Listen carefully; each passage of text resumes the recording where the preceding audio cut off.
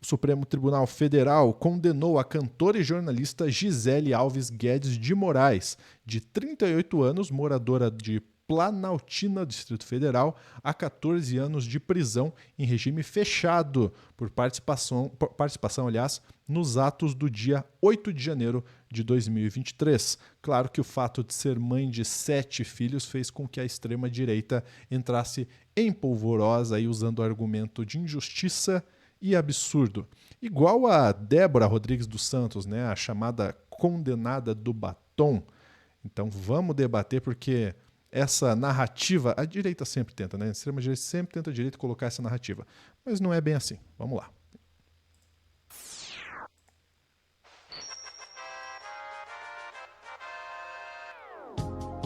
Ah, porque tem tantos filhos. Ah, porque não sei o quê. Bom, não deveria ter saído de casa para tentar um golpe de Estado, né? Daiane Oliveira tá na tela para contar pra gente essa história de mais uma condenada. O arroba da Dai tá ali, ó, arroba Daiane J. Oliveira, para você seguir ela. E o meu arroba aqui, arroba lu.junior. Vamos lá, Dai, contexto geral pra galera. Tudo que você acaba de falar é perfeito.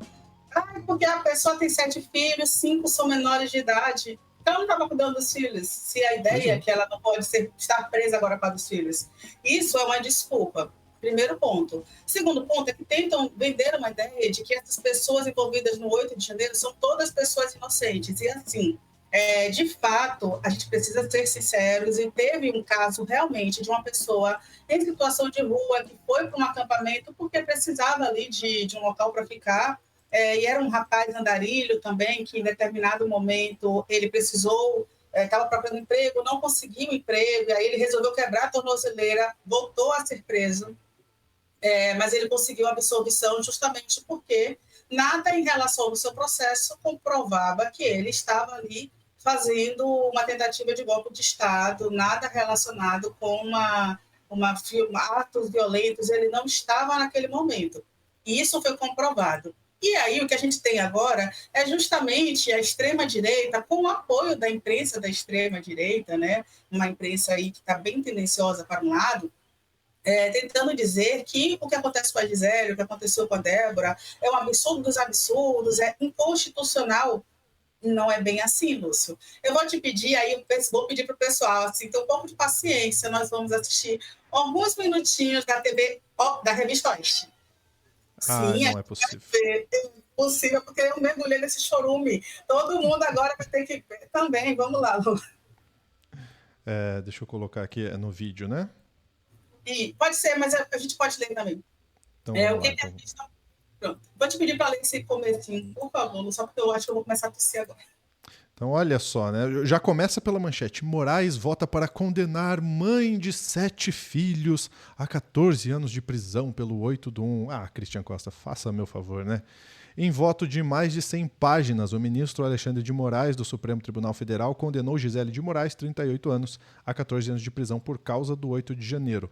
A sessão começou na sexta-feira e tem até o dia 13 para terminar. Gisele está sendo julgada no plenário virtual da primeira turma do Supremo Tribunal Federal, composta de Moraes, Luiz Fux, Flávio Dino, Carmen Lúcia e Cristiano Zanin, que ainda não votaram. E aí vem, né?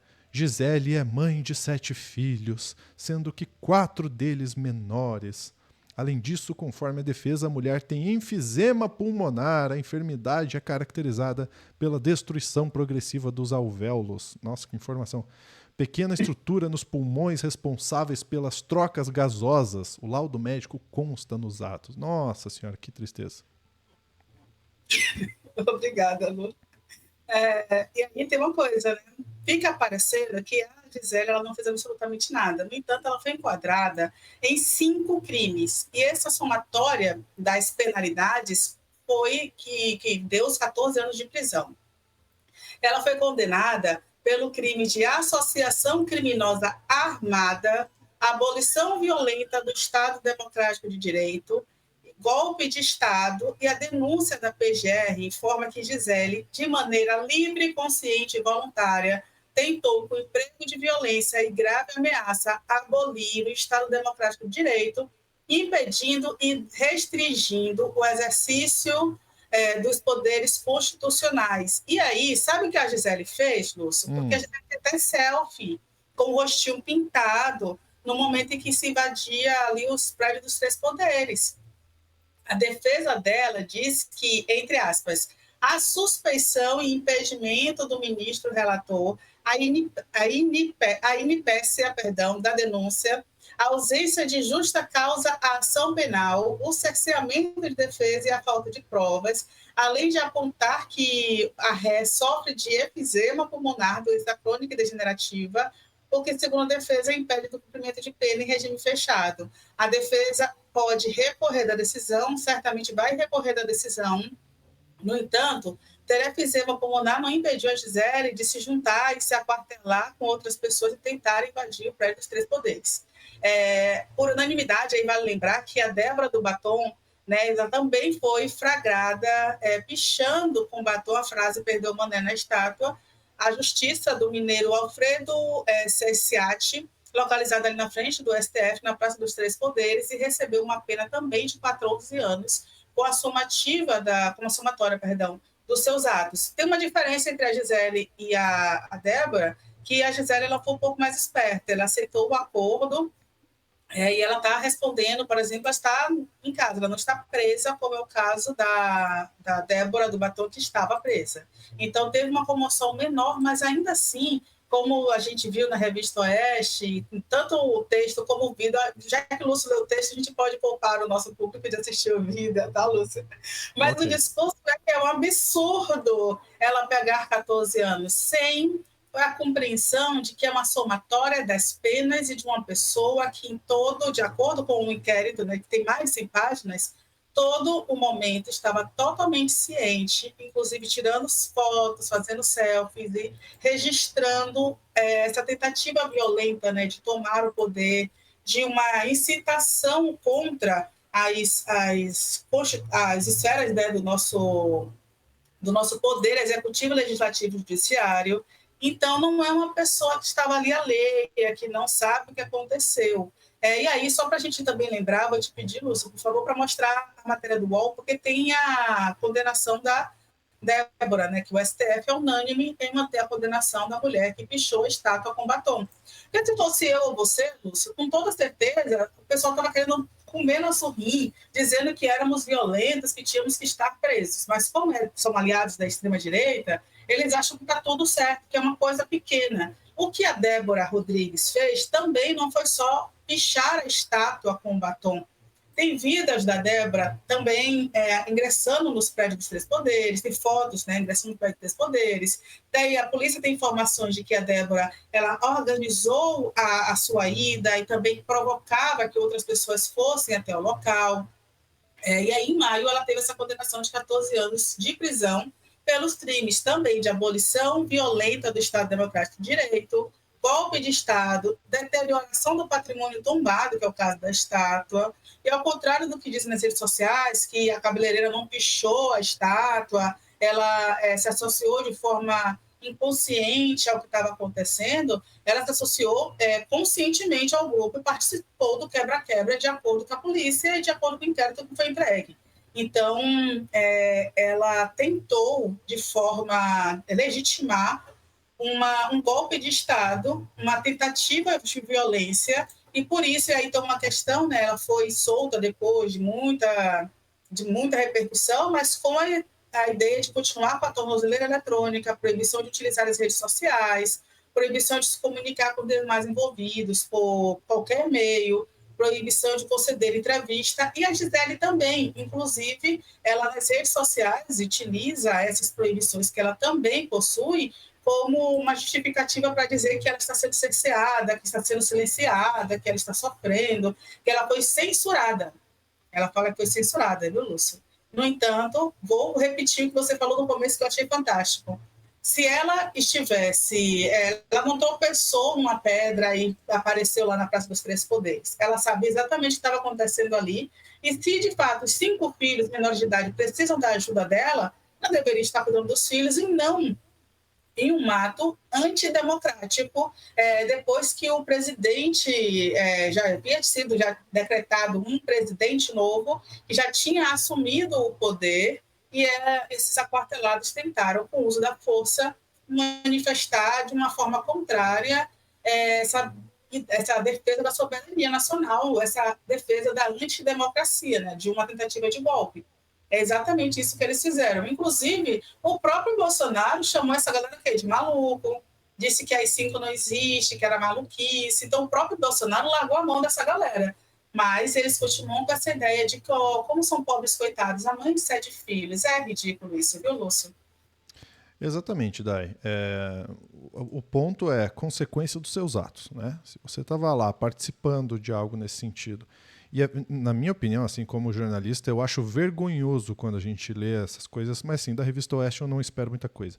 Mas é vergonhoso, porque é num tom como se a pessoa que estava lá no meio de uma tentativa de golpe que deixou todos os filhos em casa, né? Então, se são 7 filhos, por que não ficou em casa cuidando dos filhos? Né? Por que teve que ir até lá para fazer esse tipo de baderna? Porque foi isso que fez, quebra-quebra, baderna, crime, né? Crime. Bom, mas é vergonhoso a narrativa que é usada na extrema-direita, inclusive se utilizando de canais de comunicação que se passam por jornalismo sério. Né? Isso aí, me desculpe, isso aí não é jornalismo sério. E um ponto relevante também é que esse foi o voto do Alexandre de Moraes. Né? Tem os outros votos ainda para serem proferidos ali no Supremo Tribunal Federal, diferente do caso da moça, da Débora, né? Que teve, inclusive, unanimidade. Inclusive do Fux, tá? Que a gente viu aí no julgamento, no depoimento, aliás, do Bolsonaro. A gente viu o Fux ali até com maior parcimônia em relação ao Bolsonaro, mas ele também votou para a condenação da Débora lá por todos aqueles crimes listados pelo relator. Então, não são pessoas que, por acaso estavam lá, são super inocentes. Gente, tem todo um processo jurídico em volta. Não é assim. Não é assim que a pessoa, por acaso apareceu aqui, foi para o Supremo Tribunal Federal, o Supremo Tribunal está julgando. Não. Tem todo um trânsito julgado. Né? Todo o processo está muito bem alimentado e a defesa tem o seu direito de ir lá e fazer a defesa da moça, né? Mas ao que parece realmente é indefensável. Vamos ver como que vão votar os outros juízes aí para a gente ver se essa moça será condenada de fato ou não. Agora, né, Dai, essa narrativa da extrema-direita a gente já conhece, né?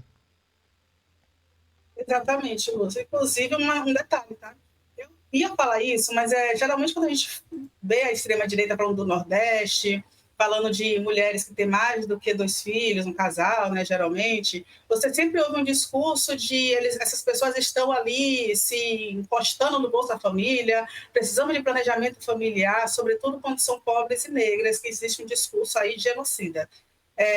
Mas isso não acontece, por exemplo, em pessoas como a Gisele, pessoas que apoiam a extrema-direita. Não vi nenhuma matéria questionando, então, inclusive, a questão da natalidade da Gisele, porque isso não importa. A ideia, inclusive, é outra, né? Olha que legal, uma mãe de 7 filhos que está apoiando a extrema-direita, que está apoiando a gente, e aí usa essas crianças como uma forma de manipulação. Eu vi várias matérias com o rosto das crianças expostas, porque é uma tentativa de manipulação para sensibilizar a sociedade, como se essas pessoas não tivessem tentado fazer nada.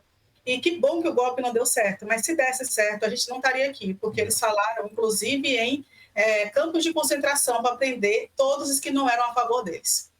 Deixa eu só corrigir uma informação. Desculpa, Daí, deixa eu só corrigir uma informação, né? Ela foi condenada, sim, já com todos os votos. 2 ministros divergiram ali em relação à pena, pedindo uma pena um pouco menor, de 11 anos, mas ela já foi condenada pela primeira turma, tá? Então, aí já fica até mais claro ainda, né, Dai, que a defesa tentou mostrar alguns pontos ali, mas não teve jeito. Exatamente. De acordo com o inquérito, que os inquéritos da Polícia Federal trazem a questão das provas, é extremamente importante a gente entender que essa pessoa já tem condenação, que ela não foi, não tropeçou e caiu naquele local ali.